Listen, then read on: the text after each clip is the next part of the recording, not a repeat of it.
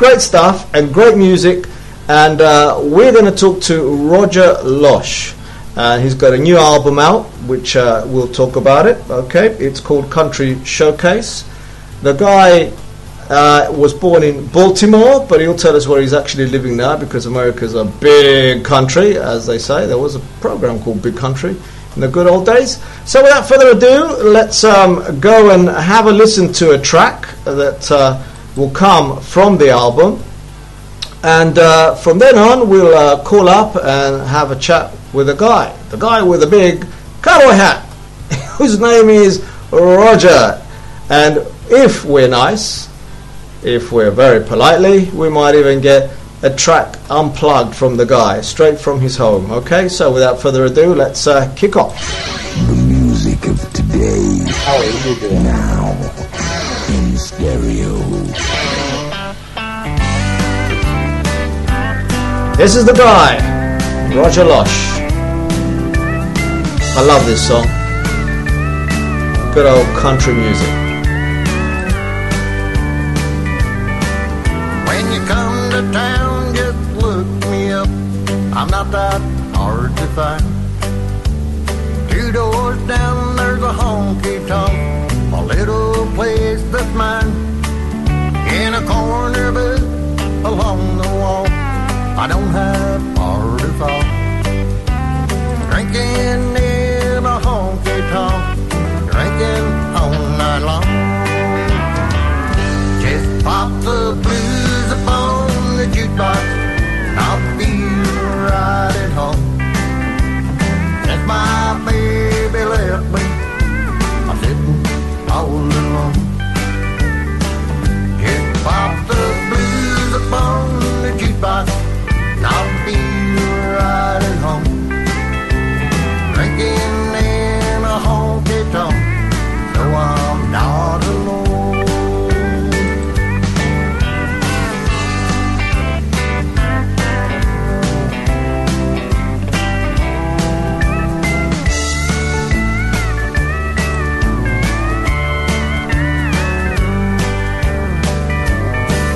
Outside the door, right out the back, there's a set of railroad tracks.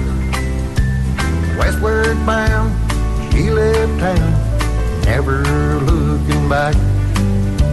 I lost my love in Tulsa, she's never coming back. To a honky-tonk in a railroad town, beside a set of tracks. Just pop the blues upon the jukebox, and I'll be right at home. Since my baby left me, I'm sitting all alone. Just pop the blues upon the jukebox, and I'll be right at home. Drinking in a honky-tonk, so I'm not alone. Drinking in a honky-tonk, so I'm not alone.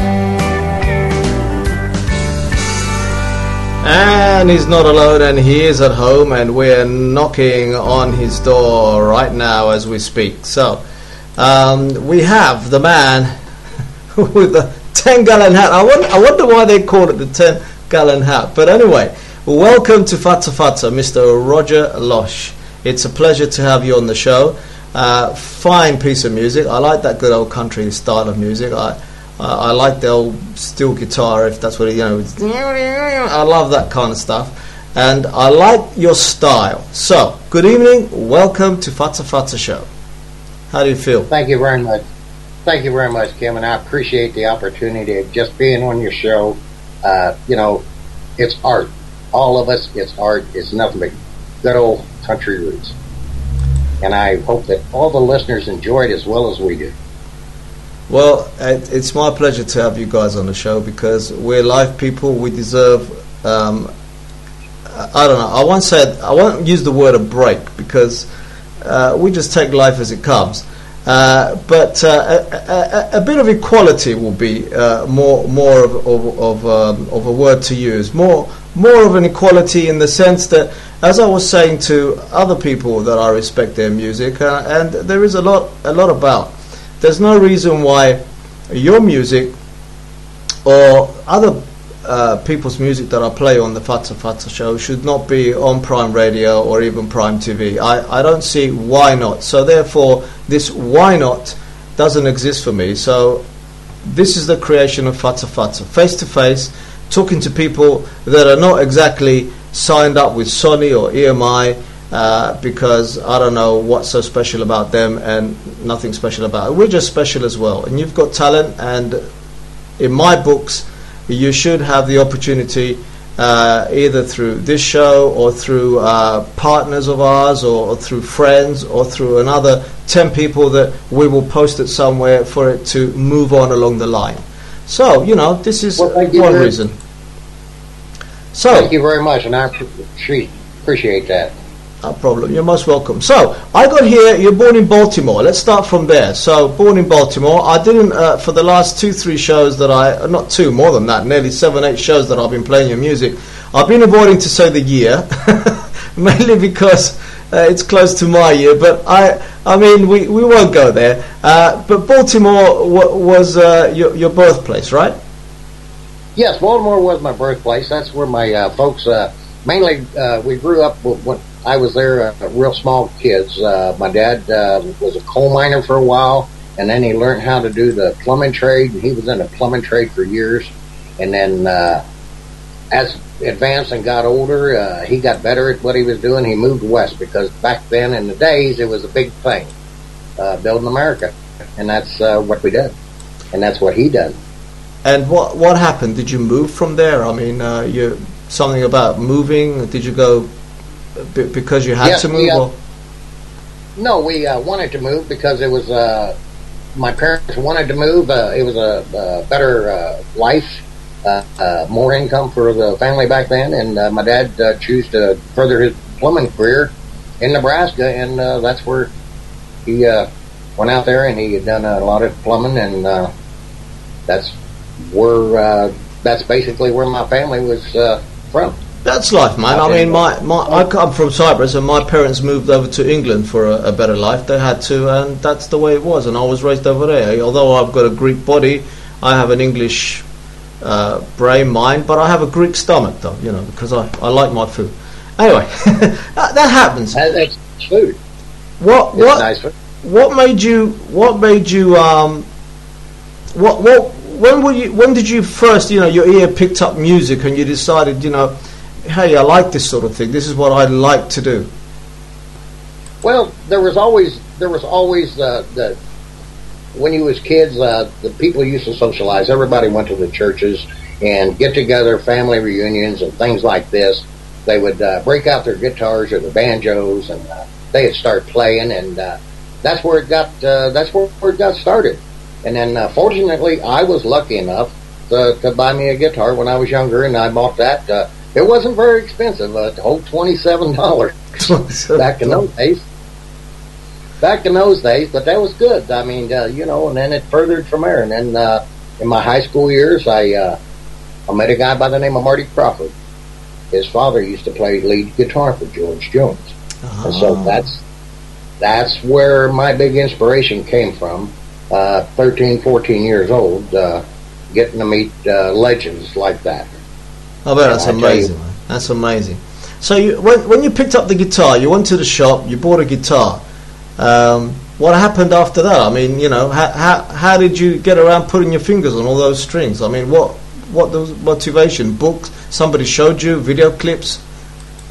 No, we didn't have the video clips back then. It was just school of hard knocks. You sit and you watch somebody, and then pretty soon you getting a note here and getting a note there, and then you get you a book, and you learn your basic chords, and then you try to see if you can sing. And well, we don't know yet. What was the first song that you actually picked up on the guitar and learned? I mean, I remember my one, and I'll never ever forget it. The first one that I actually learned to sing and try to play was one of the legends, Love Bug by George Jones. George Jones, who influenced you and started you going. And also Charlie Pride. He is one of the legends that Crystal Chantier and things like that. Crystal Chantier, I remember that. Yeah, I remember. I tried to base my writing or learning how to write around those people because true country roots. On the East Coast, it was mostly bluegrass. Out the Blue Ridge Mountains, Kentucky, Tennessee, it was mostly bluegrass. But we was further west into the Plains state, so it was the swing music and the type of country music. And what was your first break? I mean, break in the sense like you actually picked up the guitar and played somewhere with like more than two people, for instance, apart, from family. When did that come about? Oh, well, that had to come about. That was in the 70s. Back in the 70s, up in Blair, Nebraska, there was some VFWs and small moose lodges back in the 70s, and you go down there and play for them, and that's basically how I got started. A lady by the name of Roxanne Keys, she needed some help one night, and she said, "Hey, would you come down and want to jam with us?" And I said, "I'd be honored to." And so that's basically where it started there in Blair, Nebraska, with up in that area. It was awesome. Your album, Country Showcase, which is out and doing the rounds. We heard one track that we started off the show, Jukebox. I like that because it reminds me of the Jukebox. I like the accent that you got there. That you're singing it. How did that come about? I truly don't know how the accent come about. It's just not the accent. No, how did the idea come about the song? How the idea about the song, the Blues Upon a Jukebox song. I really don't remember that one as well as how that one came about. It's a very catchy tune. It's a very catchy tune, actually. Yes, it is a country tune. No, catchy. It's catchy. Sorry, it's the English accent I got. It's a very catchy tune. Yes, very. Yes, thank you very much. Nice little hook in it. Yeah. So I was wondering how you put that together. Has it got any realism in it? Like was it just a song that you put together, or did you have anything in mind as you were writing it? Like a particular storyline. I believe that most country songs, when I listen to them, they always tell a story, which they do. But how real is that story to the song? Well, it's pretty real because I was a construction worker myself, and when been through all the trades, I retired as a boilermaker. I've been in the iron workers, the laborers, the carpenters, and then the guys would say, "Well, I'll catch you later," and then I would say, "Well, when you come to town, just look me up. I'm not that hard to find. I'll be down to Honky Tonk." Right. I like that. That's real nice. And that's basically how it was, because we would go on jobs and spend 3 or 4 months and then say, "Hey, when you come back to town, just look me up. I'm not that hard." So there you go. So there's a bit of experience in there, some real life experience within the song.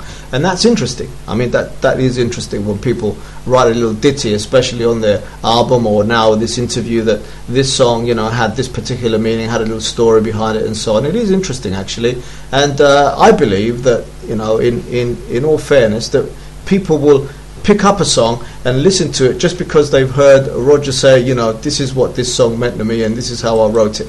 Personally, I believe that in my in my experiences in the rock and roll business, is that when we release something and we have a little story behind it, people are curious, and they'll go out and dig it. So that's interesting. Absolutely. I've even, I tried to experiment and tried to do a rock and roll song, and I'm still working on it. But it's music is art, and I love it all. If we were a drug, you'd have a problem.